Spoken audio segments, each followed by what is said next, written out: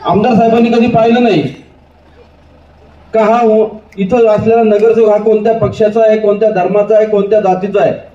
पण इथं असलेला प्रत्येक माणूस हा आपला आहे, हा आपला जवळचा माणूस आहे. अशाच पद्धतीने खरं तर आमदार साहेबांनी आतापर्यंत इथं पाहिलं. त्या प्रचारानिमित्त खरं तर आपल्या गौरी वहिनी या ठिकाणी उपस्थित आहे. मी वहिनींना त्या ठिकाणी सांगू इच्छितो की हा जो उजेड पडलेला आहे, हा खरा उजेड पडला तर आमदार अतुल शेटविके साहेबांच्या माध्यमातून पडलेला आहे. जुन्नर शहरामध्ये ज्या वेळेला लाईट जाते आणि लाईट गेल्यानंतर हे हायमात पोल ज्या वेळेला प्रकाशित होतात, 110 पोल ह्या जुन्नर शहरामध्ये हायमात पोल बसवलेले आहेत. आमदार अतुल शेठ बेनकेंनी आत्ताच्या ह्या सर्व त्यांच्या आमदारकीच्या कालखंडामध्ये त्या जुन्नर शहराला अंधारातून प्रकाश करण्याचं काम खरं तर त्या निमित्ताने केलेलं आहे.